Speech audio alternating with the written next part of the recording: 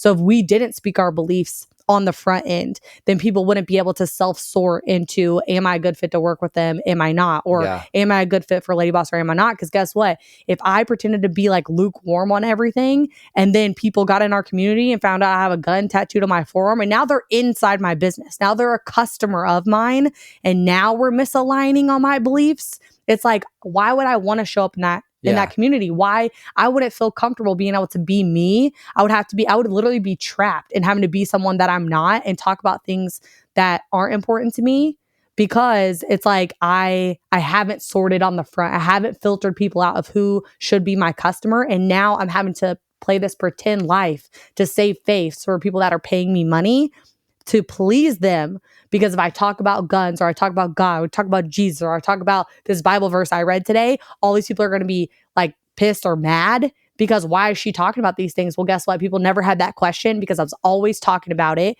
on the front end before they were ever a customer, like they knew these things about me.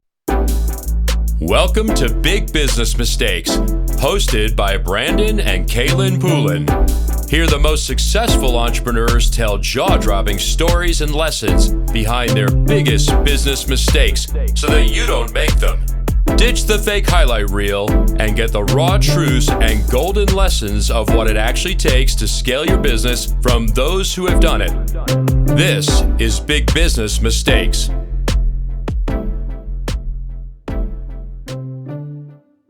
Welcome to the Big Business Mistakes show with Kaylin and Brandon Poulin. Woo, we're getting the hang of this. So today I'm going to kind of talk a lot about what it feels like to be like a brand face, be the one that's on social media, be the one that's creating the ads and having to, take a lot of comments, to take a lot of heat sometimes. And really it affects like your marketing, right? It affects the content that you produce and put out, and how to deal with maybe the haters, how to deal with the bad things people say about you, and how to lead a community of people. Because with having such a huge customer base and leading that group, there's a lot that I've learned, a lot of mistakes that I have made. Like literally trying to be their savior and saviors get crucified.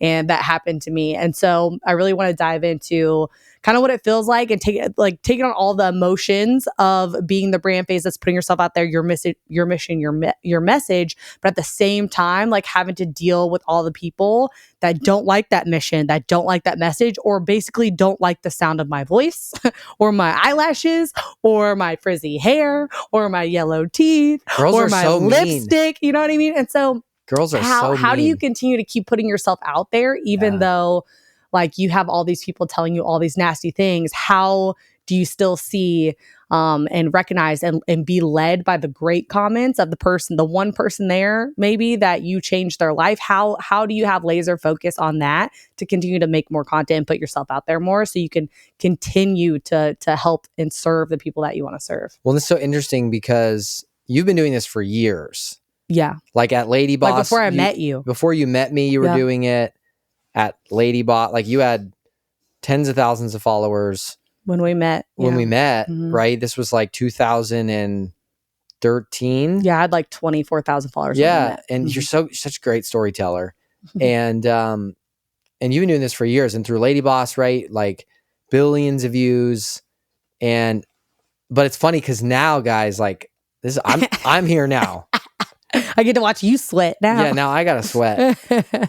But you've been doing it for so long, so it's interesting because I'm excited for this episode. Because you've been doing this for so long and I just started doing it. So I'm like, I would say getting like your first little group of haters. 6 months in. Yeah. Right. Yeah.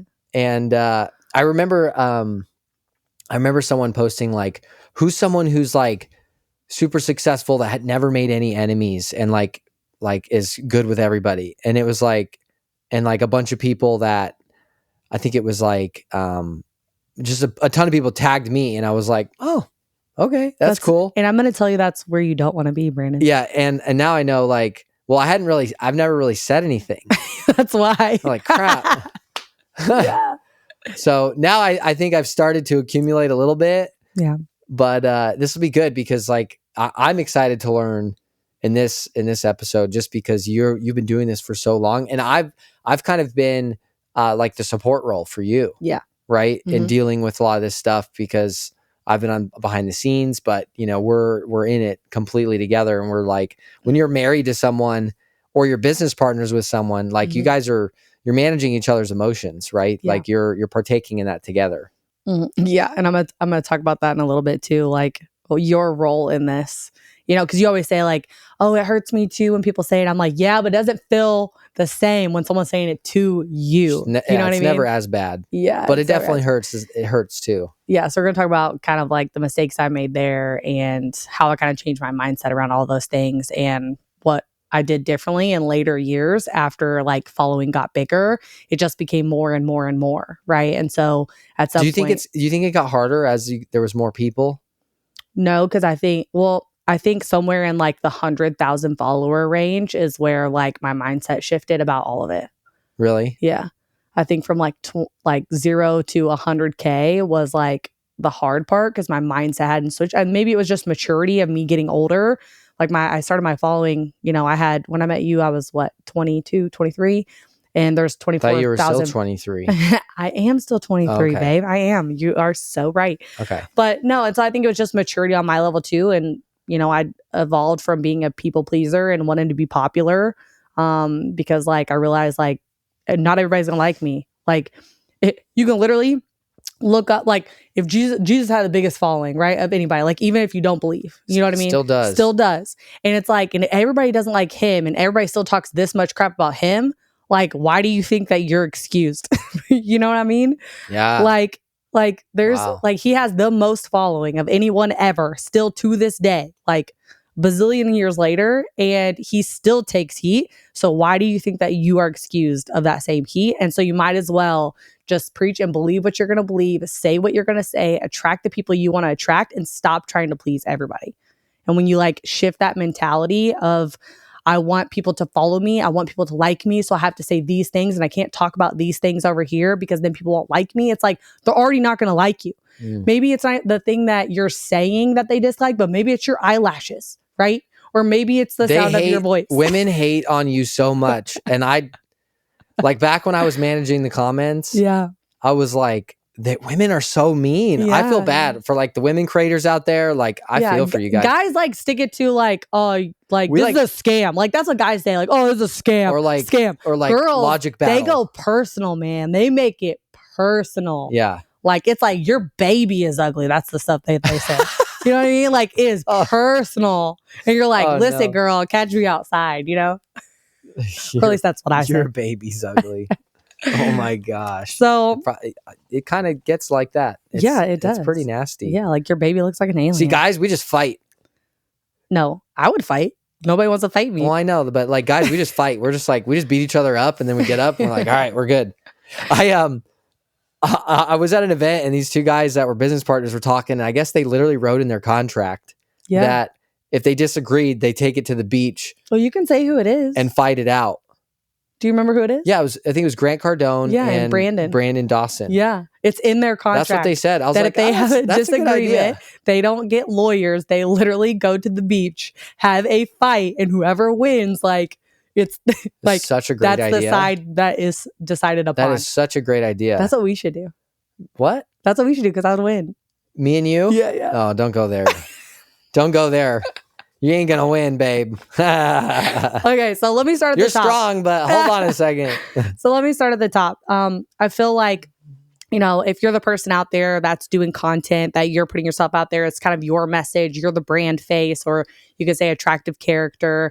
You're the one that people see, that personality, the ambassador. personality, yeah, that leads people into the business. It's your story, it's your mission, in your content. I think when I went from losing 65 pounds, like, through my testimony, lost 65 pounds, went on to compete in figure, got my IFBB Pro card, like set a world record for the fastest IFBB Pro card. And by the IFBB is like International Federation of Bodybuilding. Yes. For those that don't know, IFBB, she said it really fast. IFBB, it's like Ronnie Coleman and some of those. What are some of the other names that people might know? I don't know. But I'm so far removed. I know it's been a while. Like all the guys that like on the top of Muscle Tricky Flex Jackson, magazine, just massive. Kai Green. Yeah, these people that are they go to the Olympia, but she basically won a pro card, which is like insanely difficult to do. People try to do it for like a decade and never get it. Yep. So I just don't want to spell that because it's pretty insane. If you Google Poulin IFBB Pro card, she's jacked. So you might be like, Brandon, I think she might be able to beat you up. Yeah. No, she can't. So when we decided to do Lady Boss, we met through network marketing, and we had that pivotal moment of like, maybe we want to do our own thing, right? We decided to build our own business, and you were like so bought in of like, okay, you've lost the 65 pounds, you could do this. I had been sharing my transformation and testimony of like the losing of 65 pounds, like my workout every day, my cardio every day, what I was eating every day. Like I'd already been doing that.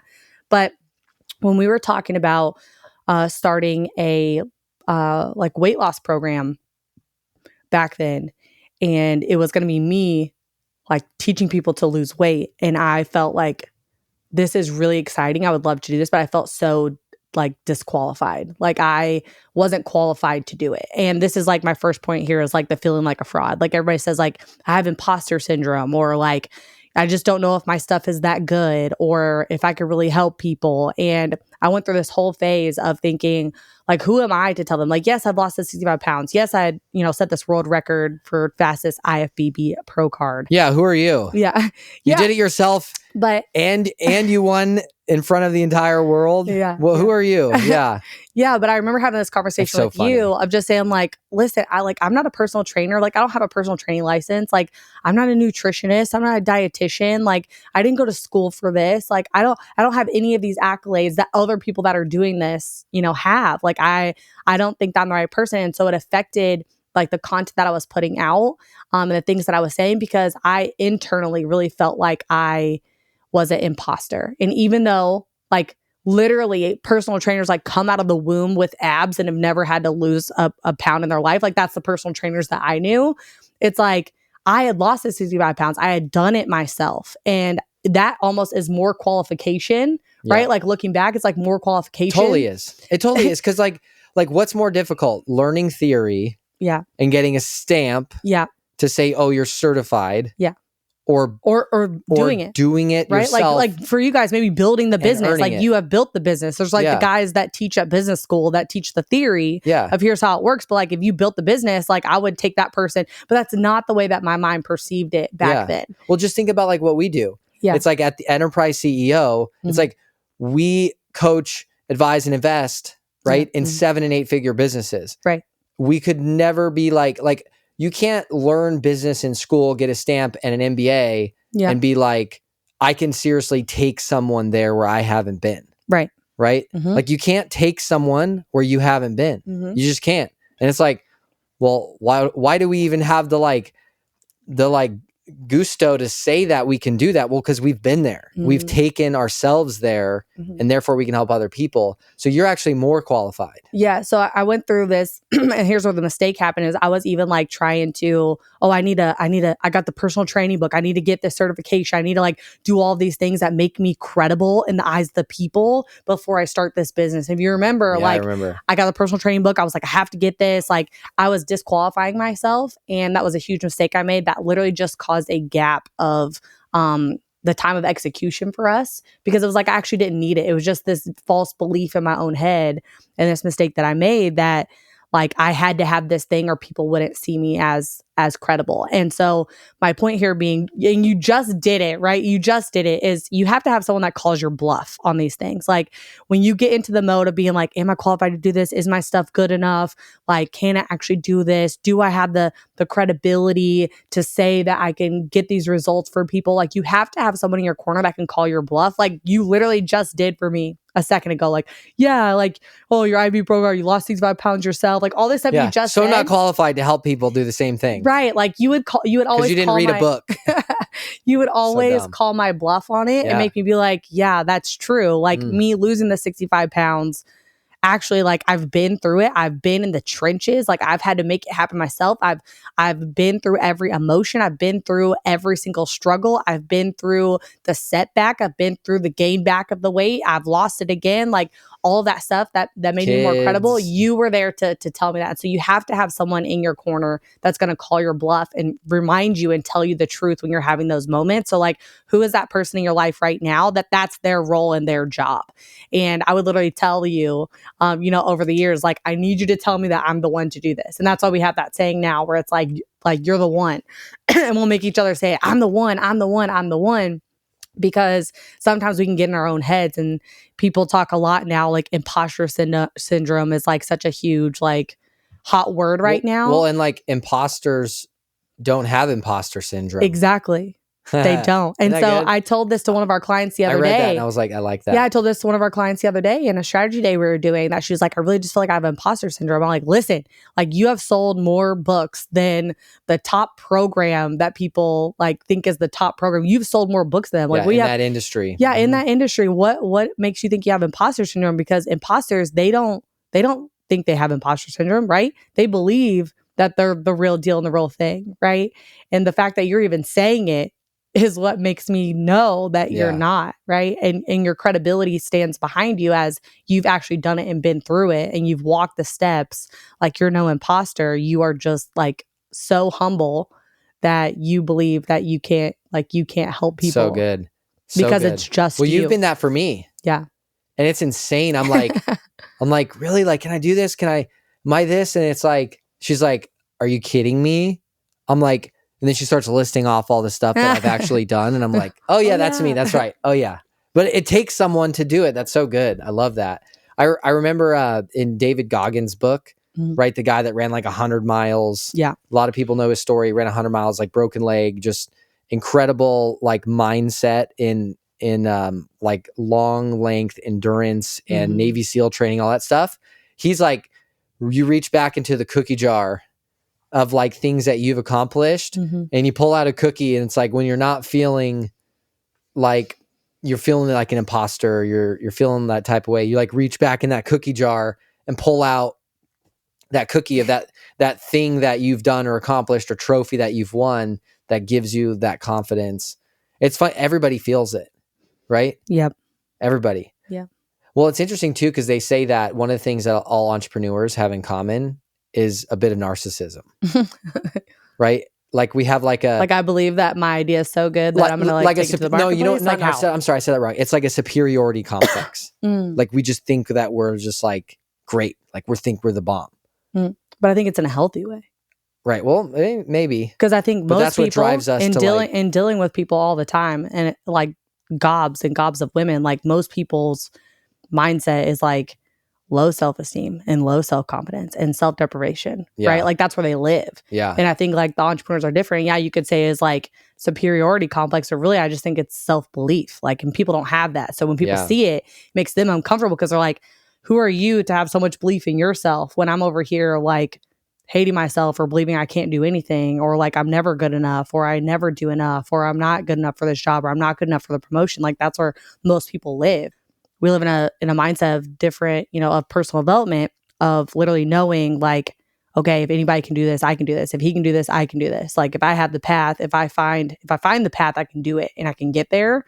And so I think it literally just, people don't understand the mindset of an entrepreneur, because we have literally built a mentality that makes us only be able to see things as I can do it. Yeah. That's beautiful. I love it. It does. You have to build it. It's like every day you got to wire it. So you have someone who helps you do this. Yeah. And you got to have someone backing you up. It's really good. I would say. What else is like really big that you've learned, or a mistake that you've made in this personal brand arena? Yeah, I would say the second really big one, it kind of going down the timeline of how it happened, was getting too attached to the comments. Like, and what I mean by that is, when I was first building the following, it's like I'd make a post and I'd be like on the post every 2 seconds, like seeing how many likes it has, seeing what people said about my progress picture, like waiting for someone to validate me, right? Like, that's literally what it was. Like, I needed like the validation of what I was doing was good, and that people liked it. And in the beginning, when you have a smaller following, it's great because most of the time, it's like you right now, like you don't really have that much negativity that'll pop up on your stuff. It might be a couple of things. But when you're so attached to the comments and like looking for a bit of validation through what you're posting or the content you're putting out, and it's good in the beginning, like back when my following was small, because it's like, oh, like great job, or you're looking so good, or like this is amazing, or thank you for this. And like that's all you see, and it's great.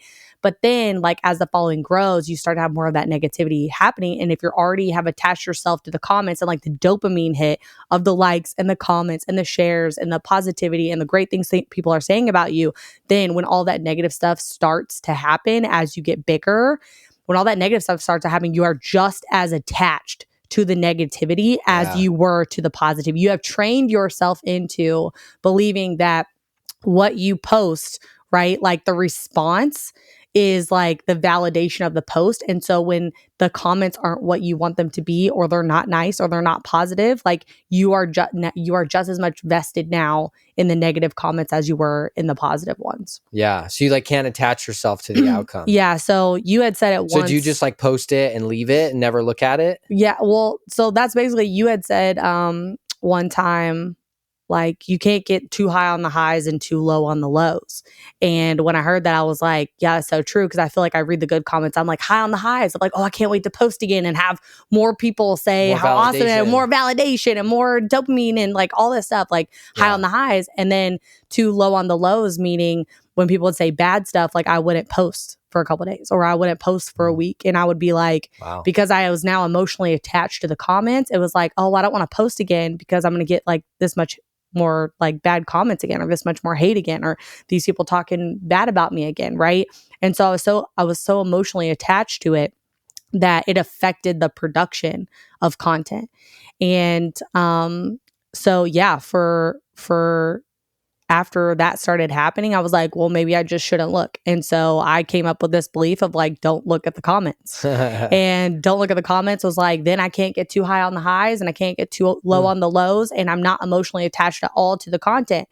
And for a long season of time, until I built up kind of the tough skin around it, was we had, you know, a moderation team that would moderate my posts, right? Like a post would go out, a video would go out or whatever, and I would never even see the comments. Like they would go and like, you know, clean up stuff or answer questions or remove people that were just being like hateful and nasty from my posts. And that was good for me, because then it was like I wasn't emotionally attached to the next piece of content I created. So I could go make the next set of videos to put out, because I wasn't thinking about what people said on the last set of videos. I wasn't thinking about people saying like, oh, your baby looks like an alien, or, you know, you got the ugliest baby I've ever seen, or your eyelashes are gross, or you need to get those filled. Even though it's like, I just had a baby, you guys. Like I just had a baby. Yeah. I haven't had time to have my eyelashes filled. They don't care. Yeah. You know what I mean?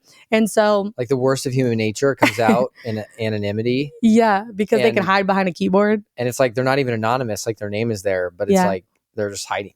Yeah. Like people would never say that to your face. No. Well, I would find out if they said it to my face. So you shouldn't say it to my face. You've been warned, everybody. You'll regret she will fight it. you. Yeah, and so yeah, it's coward though. And it's just like rude. Like people are just rude. Yeah. Like they like, really? They just want to tell someone what they think about them. But people but then you realize like, hey, all of that, like, hey, you misspell something. Yeah. Everyone's freaking out because you said the wrong there. It's like that gave you engagement and views. Yeah. There's business value in that. Yeah. Yeah. It's like, yeah, the negativity sends you to the stratosphere. It does, sure. Right? Yeah. So, and yeah, it's like a super funny thing is like criticism gets exposure was one of the things that I wrote down. And this is a good segue to that. This is a long list. Guys, there's some juicy stuff on here. I'm like, is criticism gets exposure, right? So when you stop seeing negative comments as like people being negative at you and being like hateful and it ruining your content, right? You have to think the negativity and the criticism gets exposure. Like people commenting saying that my eyelashes are stupid, like just sent that video into their entire friends feed now that would never have seen it. And now all these new people are seeing my content now that in one, like what, say like 1 out of 50 people are the negative ones. So that just brings me 49 new people that like the content or start to like me or start to follow me or engage with that video that would have never seen it just because their negative comment sent it to the stratosphere. So you have to like switch your mindset about the negativity and say like, it's not bad, right? People say like, yeah, but like, how do you do that? What? Like, how do you do that? Like, how do you get to the place where you're like, people are literally throwing me under the bus. I'm like, I feel publicly like attacked or shamed or whatever. And like, how do you be okay with that? Well, you told me to start laughing it off. Really? Yeah, you did. You said, somebody said something one time and I'll never forget. I don't remember what they said, but I just remember it was like a deep wound, like a deep stab, like something super personal that just hurt. And I had read it to you and told you like what someone said about me, and you were like,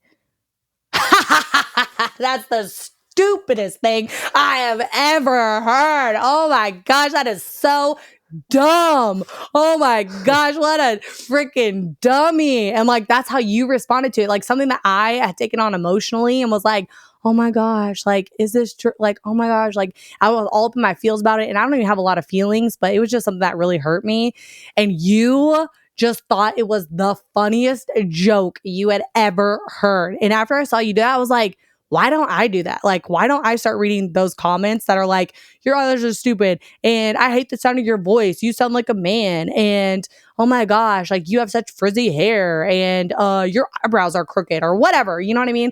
And be like, ha. None of those were guys. Yeah. And be like, ha, guys like, never say that. I wonder what her eyebrows look like. You know what I mean? Like, and so that's the mentality I started to take on. Like when I would see that type of stuff on a live video or whatever, where, comments were still happening. And just start laughing at the funny things that people say. And I would literally just look at it and laugh. And then it's like you start to train yourself into laughing at the silly things instead of like letting them get to you and letting them have an effect on you, right? Yeah. It's like, who are they to have an effect on you and what you're doing?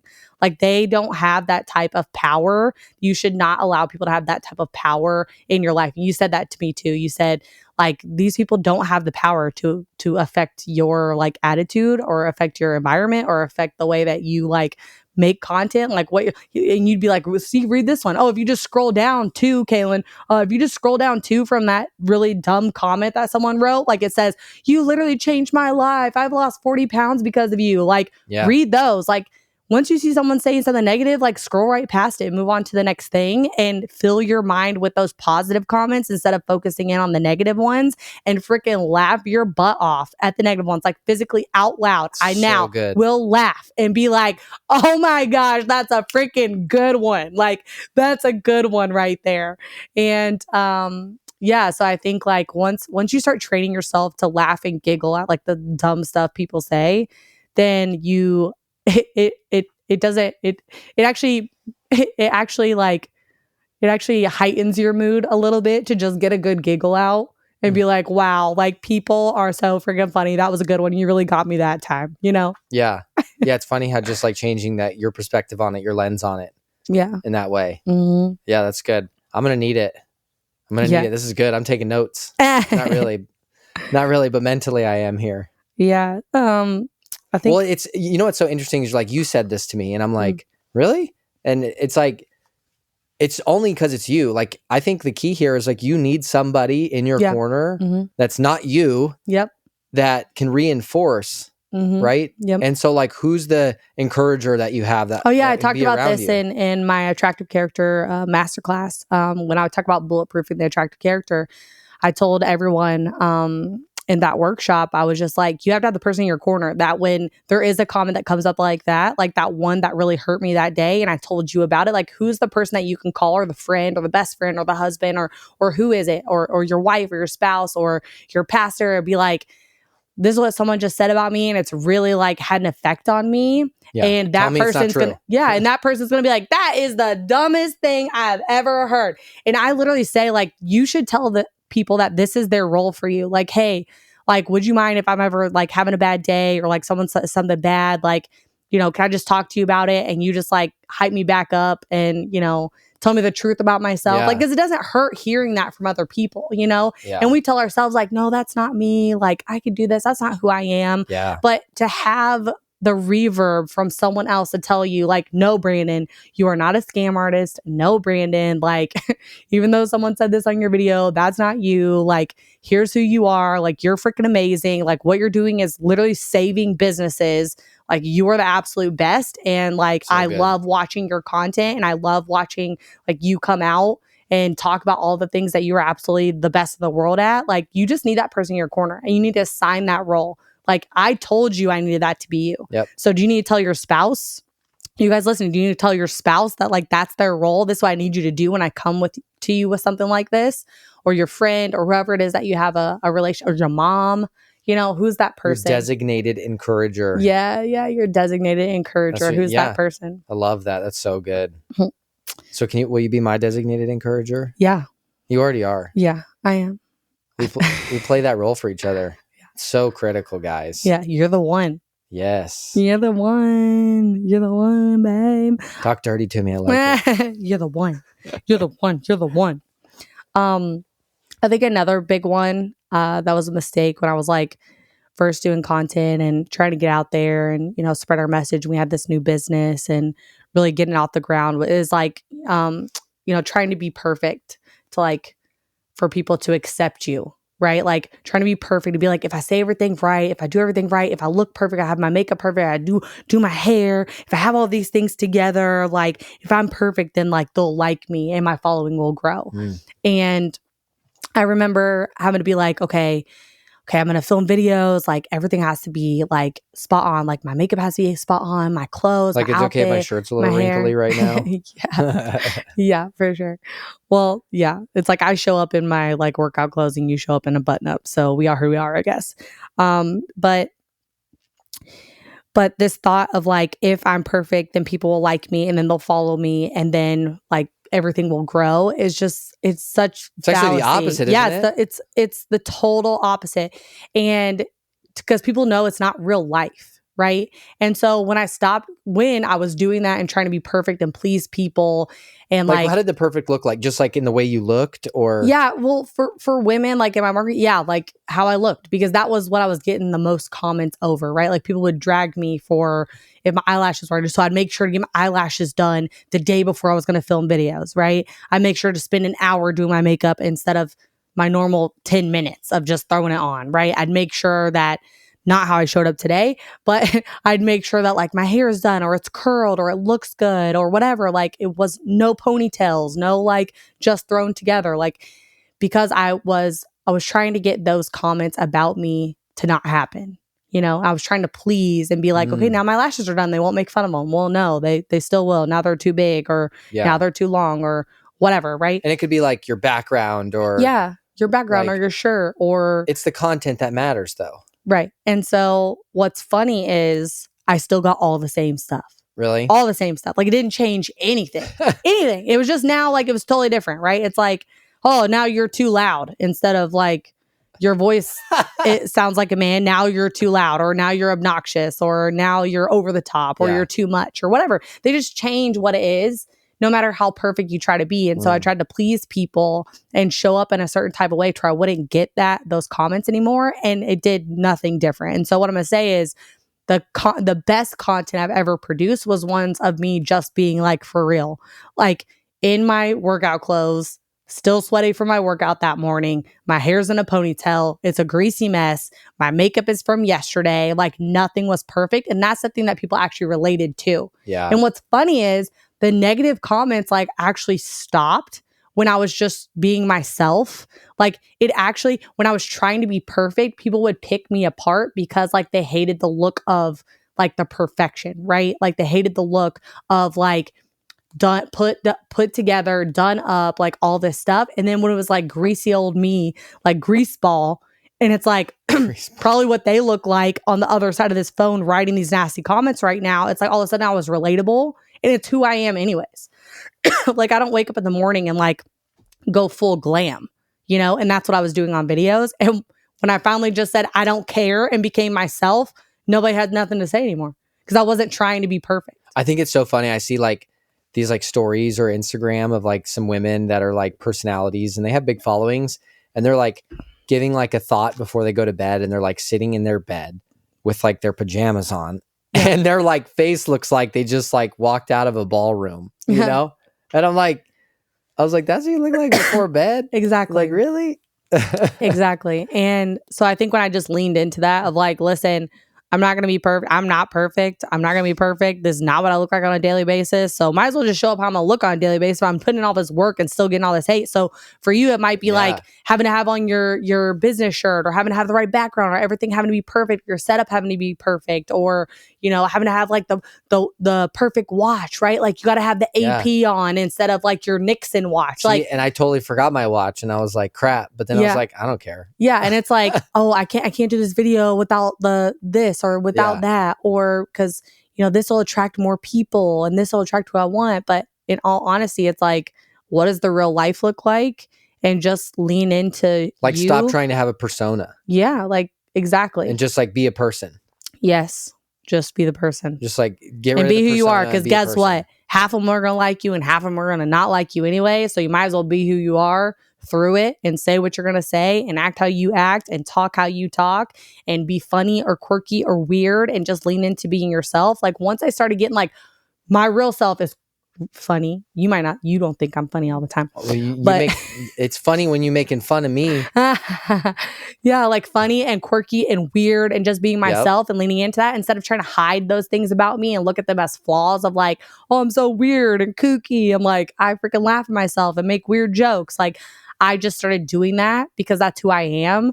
And then people latched onto that and they liked it because all of a sudden it was like, I wasn't trying to be something that I wasn't, which made me more comfortable and made them more comfortable as well. So good.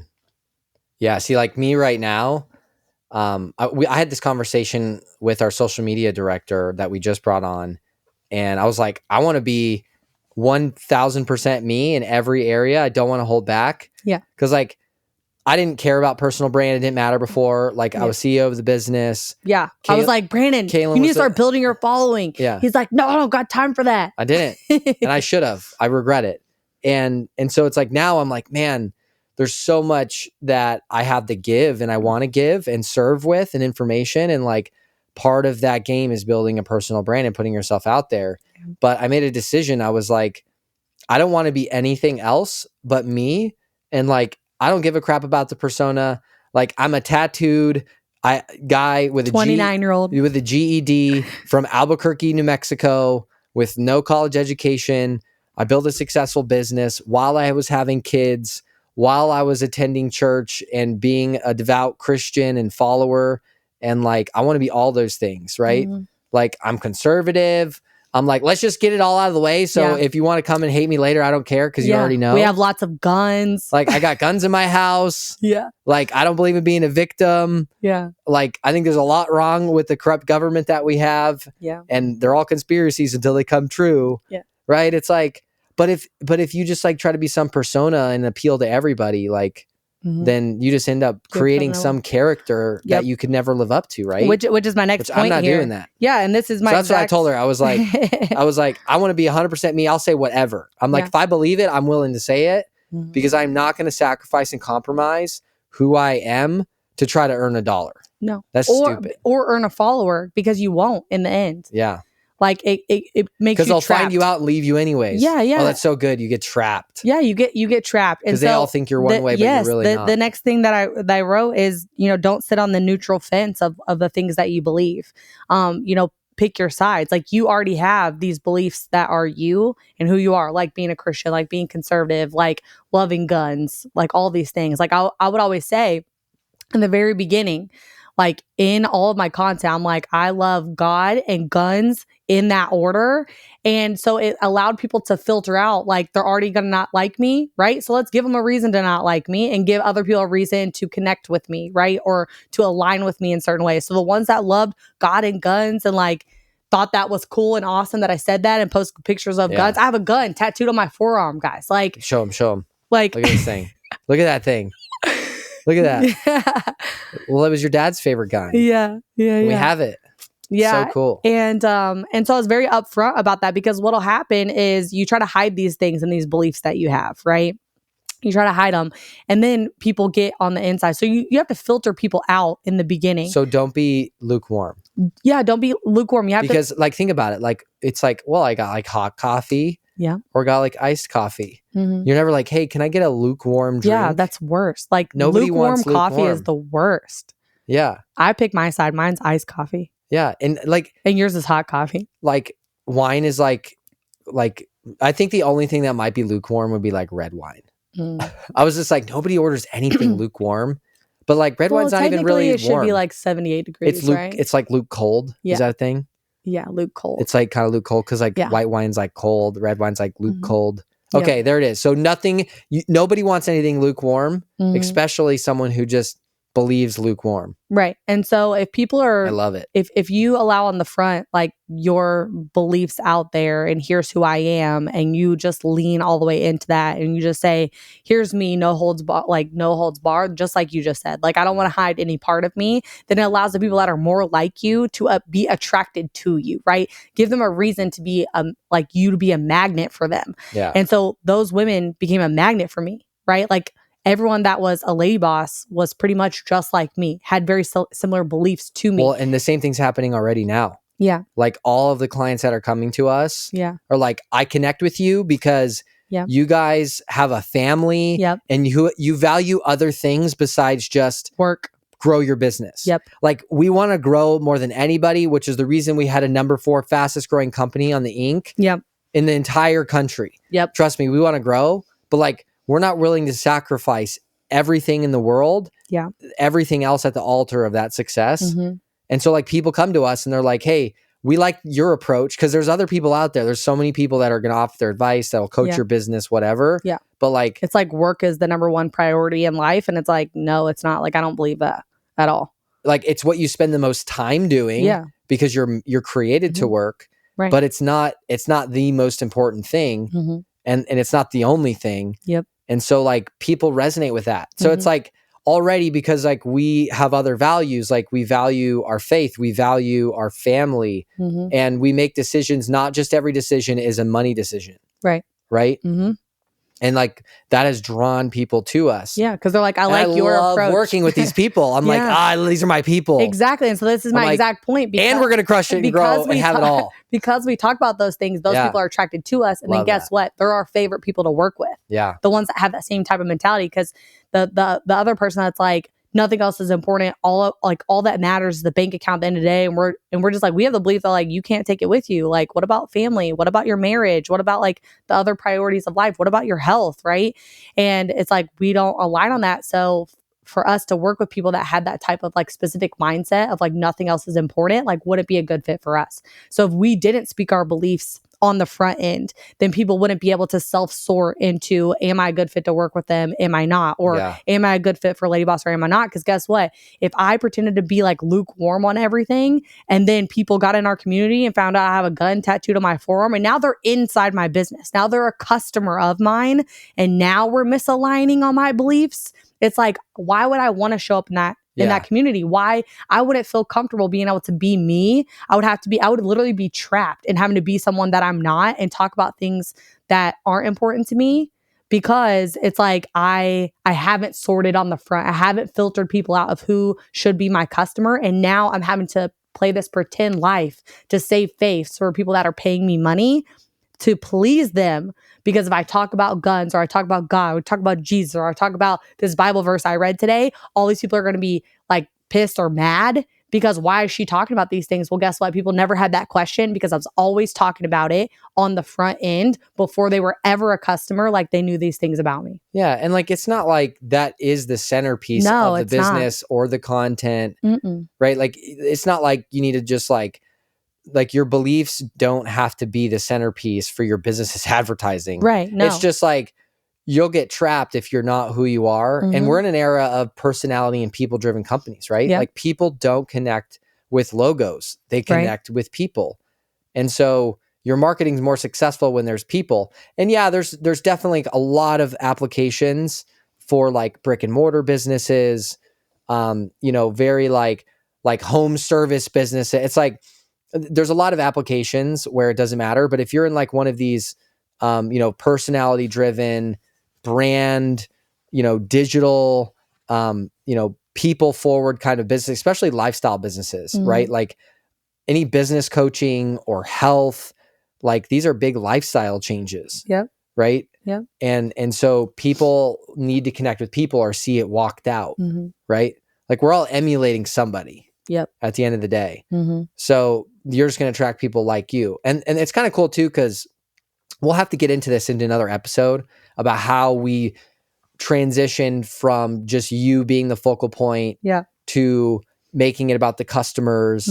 And, Other people faces. say dancing bear, you're the dancing, acrobat or whatever. And as soon as you stop dancing, you stop making money. Yeah. And like, no, it's like there's a truth to that in a way, but there's a way to structure it, because at the end of the day, like people don't associate with logos, they associate with brands and people. And like there's a way to make it so you don't have to dance all the time. Yeah. Other people can dance. I hate this analogy. I'm like you can introduce other people, you can make it about the customer and still succeed and win. But no, this is so good. Like the fastest path right now, just from like 0 to 100, if you're going to do a brand based on yourself, is like understanding this, guys. Like, I hope you guys are getting this, because literally she's breaking down.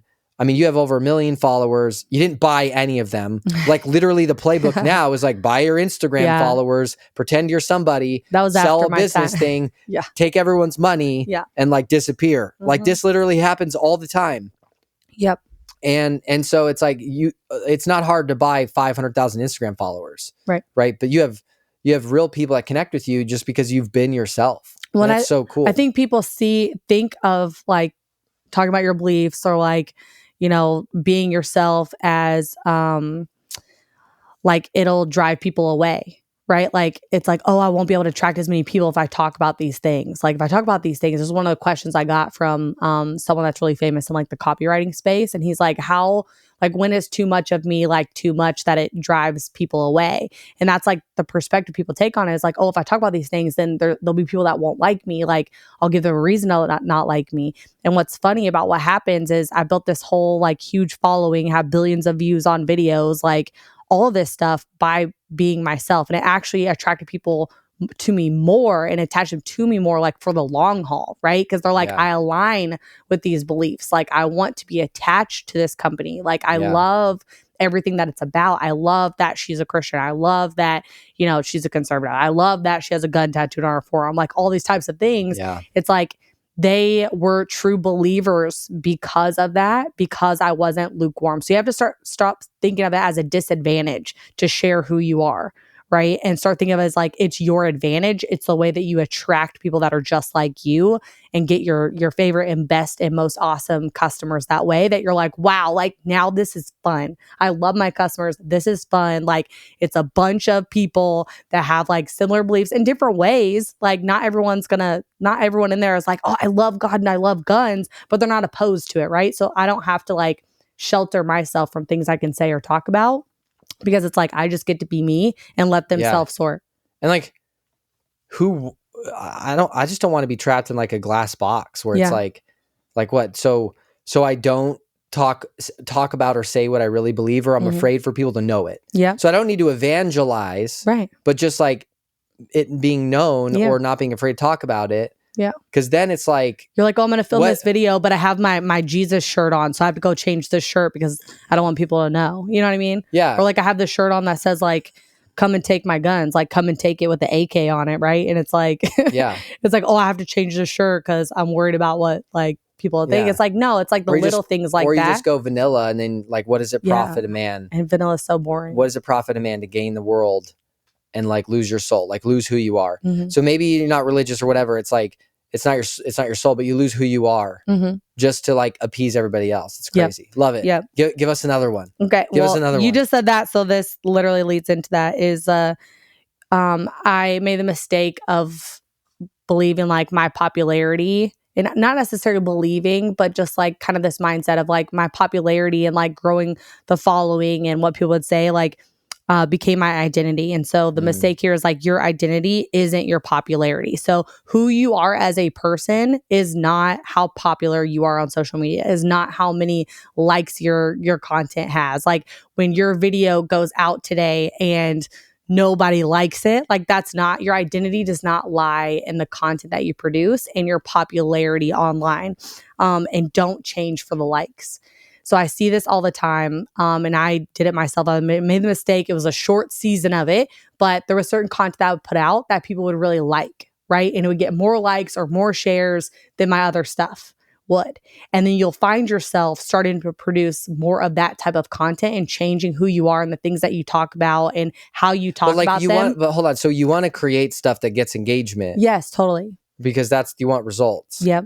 So, but you found yourself that you were like explain that part. Like you were changing who you were, what you believed because they liked it, but you didn't really believe it, or. Well, I would just say that it was like sideline topics and things that were getting more likes than like what my actual mission and message was to share. And it would be like, okay, this goofy video of me got more likes, so I'm going to do more goofy videos. Right. And then all of a sudden you look up and you're like, now I'm just making a bunch of goofy videos instead of like doing the thing that I know I'm actually called to do, and talk about the things that I'm called to talk about to the people that I'm talking to them to, if that makes sense. And so it's like, you'll have certain content that you put out or stories or reels or whatever. And, you know, all of a sudden you'll look up and you'll be like, I'm way off my mission. I'm way off my message because I was following the trail of likes to popularity instead of like following the trail of the mission and the message and the focus of the business. Because like, even if that stuff is getting more likes and more popularity, and yes, it's okay to do those things sometimes, but like you have to recognize and focus in on who am I talking to? What am I saying? Who is my audience? Like, what's my purpose here? And you can't get off track of that just for chasing likes. So it's almost like chasing vanity metric of engagement and likes versus like customers and sales. Yeah, exactly. Right? So like chasing the popularity instead of chasing the results. Yeah. Well, that's what you got me for. You know? I know. Because I'm sitting here looking at what is my ROAS? What's my return? Yeah. Right. How does this impact customer acquisition cost? Yeah. Like, what's the efficiency of this channel? Yeah. How much money and time are we spending on it, and what's it generating? So you have to balance that then. Yeah. Well, and when it comes to like your identity is not your popularity, you know, you'll go through seasons. I know a lot of people like track like who unfollowed them and like all that stuff. I never look at that. Insane. But I do remember there being a season and something happened and I lost a bunch of followers. Like say it was like, I don't know, a lot, like 5,000 followers. I can't even remember what it was that happened, but lost a lot of followers.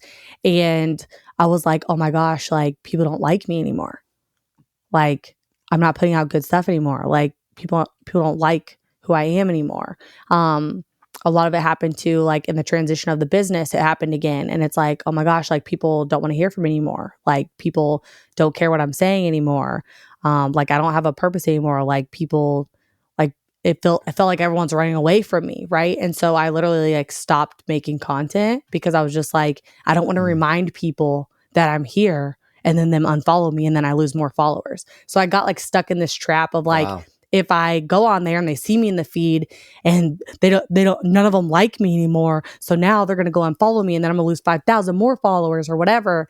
And just recognizing like there's a pruning that'll happen in social media. Like there's a pruning that'll happen in your business. There's a pruning that'll happen online and in the basis of each account. Right. And or like as you evolve as a human being. Exactly. As like a person. As right? you evolve and as I started, you know, posting like more Christian stuff and more like Jesus centric or like Bible verse stuff and like loose following. But guess what? It's like that following has now been built back by people who now like that new type of content.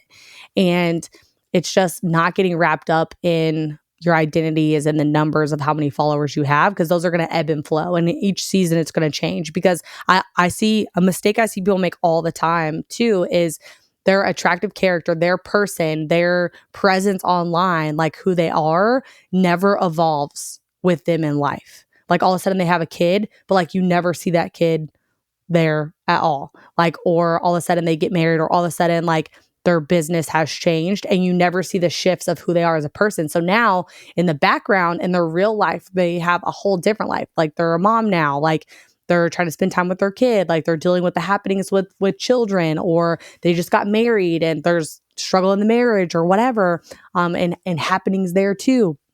But you never hear about those things because they're so afraid to evolve their attractive character. They're so afraid to evolve the personality that they'll lose the base, that it's like, now you're just not human anymore. And now you're pretty much living a double life. You're living a double life. Oh, wow. That's good. You're living a double life. And I think, yes, like it's true. And sometimes it's hard for followers to be like, oh, you're in a new season now. I followed you because I'm a single lady and you put out single lady content or single guy content. And all of a sudden you're married, or now all of a sudden you're dating someone, right? And in your mind, you think, oh, like the people that follow me are this, so they won't like that. So you continue to do old things in an old season of life to produce content and like keep those followers happy, when in real time, in real life, like your life is evolving. What's the next step? Just that freaking you be you. Yeah. And not anybody else. Yeah. And not an old version of yourself. Yes. Yeah. And not be afraid to evolve or worry about, oh, I might, it's funny. I was following this guy, during COVID. I started playing like late at night. My kids would be asleep. Right. You started playing what? And I started playing Warzone, like video game. Like I love video games. Brandon's really good at video games, you guys. I love video games growing up. And I watched this streamer, and I think his name's Nick Merckx, and he's a huge streamer. Like dude's got, millions and millions of subscribers. And he stopped playing that game, and it probably crushed. I know it crushed his AdSense revenue. Like it crushed his YouTube revenue.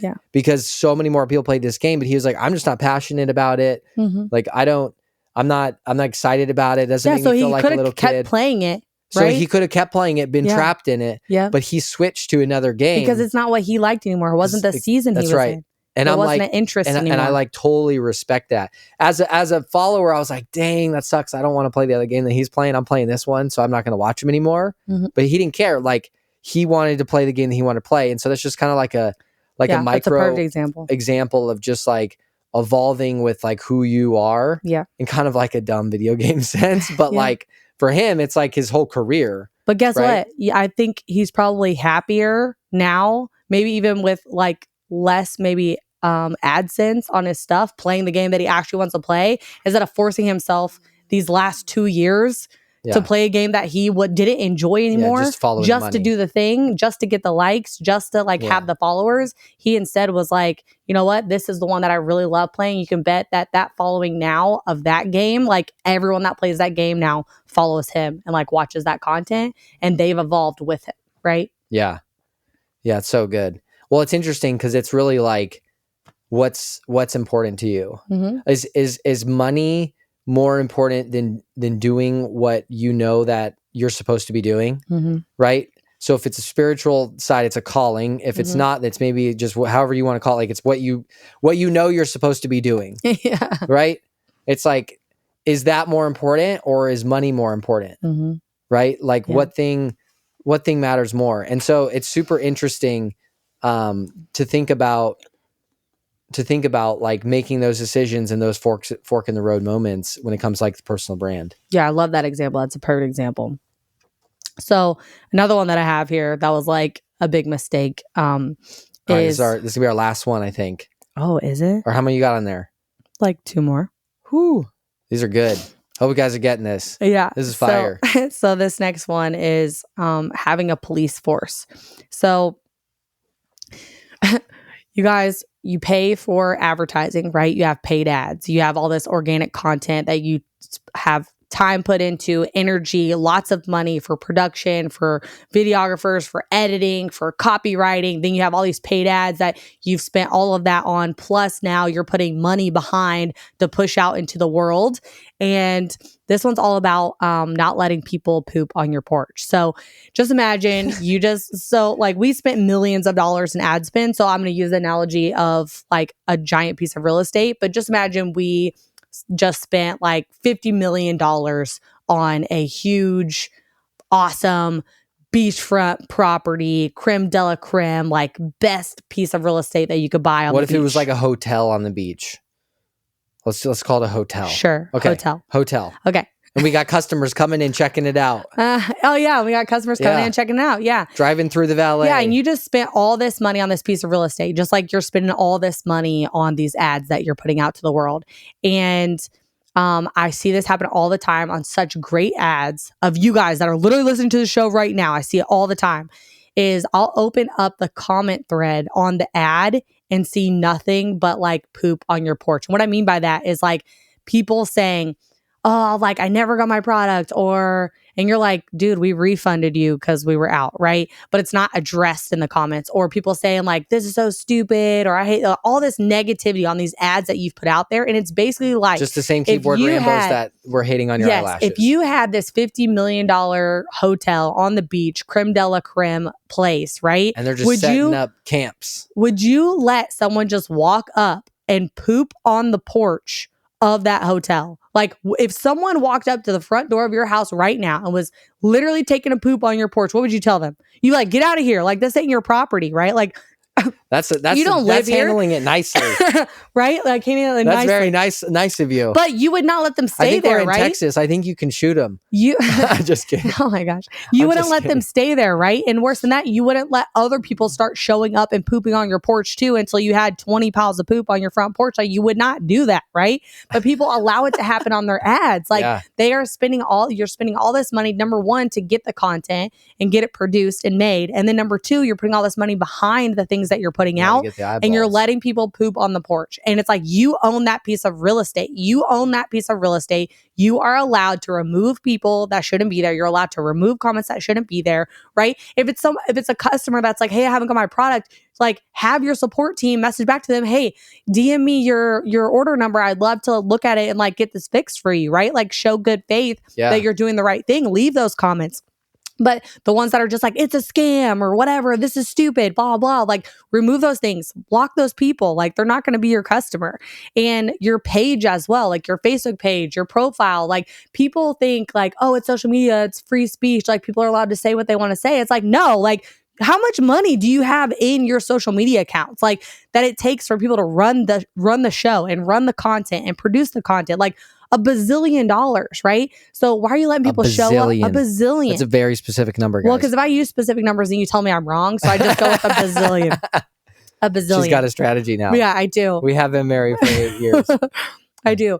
And so it's like you have to have a police force, have moderators that when new ads go live, when new content goes live, they clean up the porch. They clean the poop off the porch and they don't allow people to sit and poop on the porch of your real estate, because that's how you should see your social media pages. That's how you should see all of your ad campaigns that go out. That is your real estate that you have money behind, that you are spending money on. Yep. Don't let people come poop on the porch. That's good. I mean, we just kept a list, like our ads team and our agencies would just keep a running list of all the top ads. Yeah. And then we just had customer support moderate. Yeah. And we created protocols for them. And, you know, some people didn't like it. They're like, oh, they'll just delete a comment. I'm like, when people are on here to just cause disruption and hurt the business, and it's like, we dealt with every single situation. We handled every customer. We had amazing reviews. Like, we know how valuable customers are, but there's just people who will never be happy and they're going to be angry and they make it their mission to try to tear you down. Yeah. And we didn't tolerate that. Yeah. And it'd be people we that's just got like, rid of them. That's like, I never got my order or whatever. And then so our support team would be like, hey, like, I'm going to DM you, send me the thing. And they go look it up and that person canceled that order. Right. It'd be like, it's stuff like that. You know what I mean? It happens all the time. Well, and we even tested this out. Like we had an ad and we ran it, and it was producing well. And we went and moderated through it. Yeah. And it doubled the conversion. It basically cut the cost per acquisition in half. Yeah. Because what's the first thing people do when they see an ad from you? Just for dealing with the comments. When I see an ad for something, I literally click on the comments to see what people are saying about it. And if in all the most relevant that'll pop to the top is all the negative ones. So it's like, I'm not buying from them because like all I see is all this negativity. Yeah. Right. But then if you scroll down, you see people saying like, oh my gosh, it's the only thing that's ever worked. Like blah, blah, blah.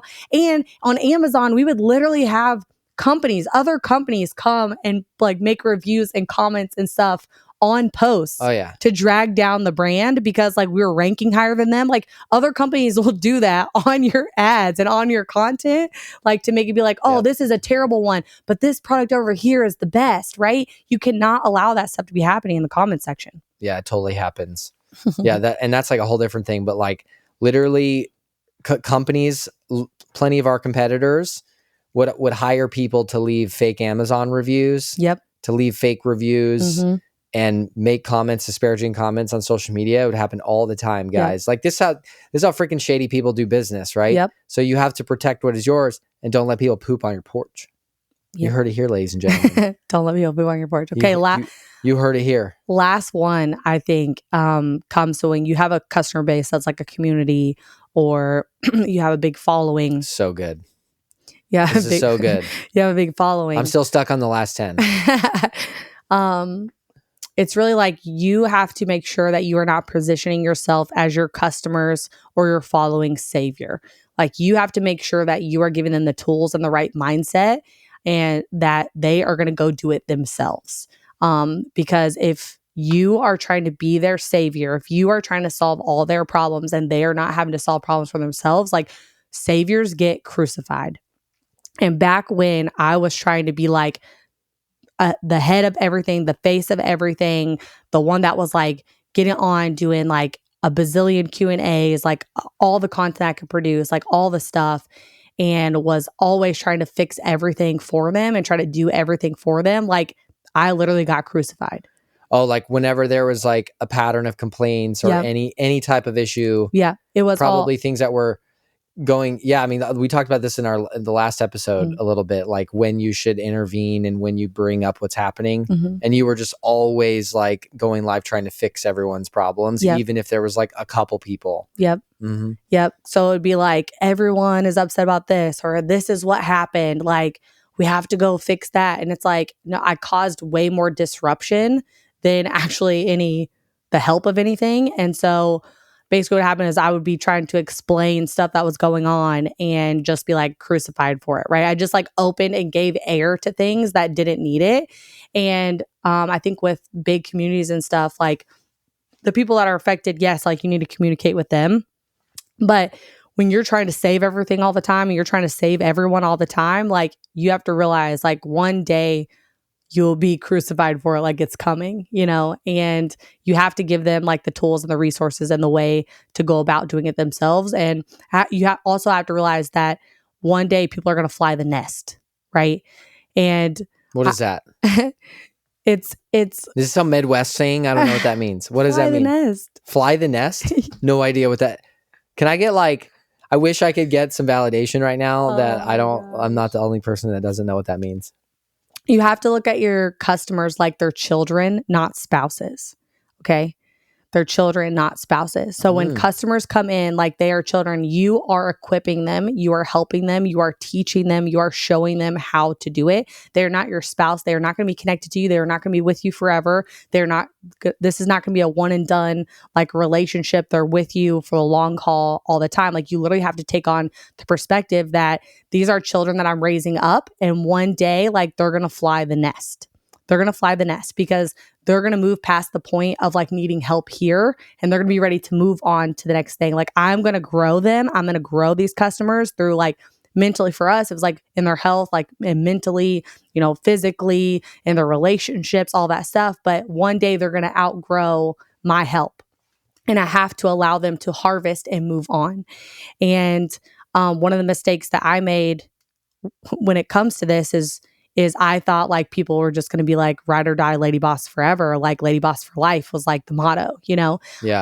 LTV is not infinite. Yes. LTV is not infinite. Eventually they're going to leave you. Yeah. And they're going to be your best customer. Fly the nest. I get like fly away from the nest. Yeah. They're going to be your top testimonial. They're going to be your top transformation, and you're going to try to save that. And this is another part of like being the savior that gets crucified, right? Is like, I would try to be like, no, like come back. Like, what are you doing? Like, come be here, like you're lady boss, like everyone looks up to you, like do all this. And that's when I become like crucified on social media of like, you know, won't let me move on, holding me back, like all this kind of stuff. And that's when I had the thought and realized, you know, there's going to be a point of harvest for all of these people that are testimonies. They're going to move on to now want to go, they've lost all this weight. They're going to want to go compete. Right.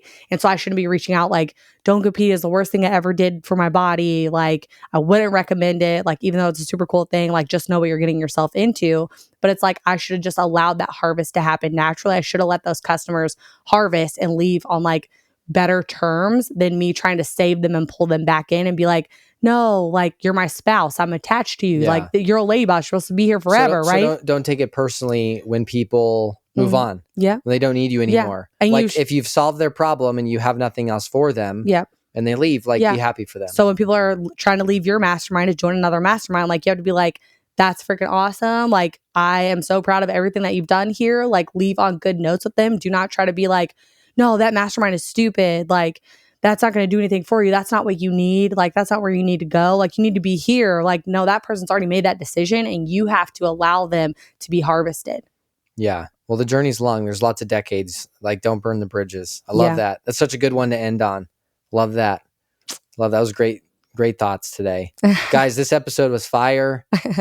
Yeah, thanks guys for listening. So hopefully some of my mistakes, on the social media front, on the brand personality, on the leading a huge community of how many women were in that community? Like 170,000 or something. Crazy number, but you're not qualified. No, I'm not. You're not qualified. No, I'm still not qualified. Yeah, I don't know. This whole episode, I think you need to go get a certification first to be qualified. I don't think billions of views and filming for 10,000 hours or doing webinars and live events, I don't think it qualifies you to talk about this stuff. No, I'm just kidding. Maybe you'll give me my certification after this. Yeah, I'll give you a stamp after this. Oh my gosh. Thanks so much, guys, for listening to the Big Business Mistake Show. This has been so much fun. If you liked it, if this was helpful, if my mistakes resonated with you, please leave us a review on this podcast. We absolutely just appreciate that so much. And if they don't leave a review. Yeah, don't. If you didn't like it, just don't. Yeah, it's just okay. Don't. Just bye.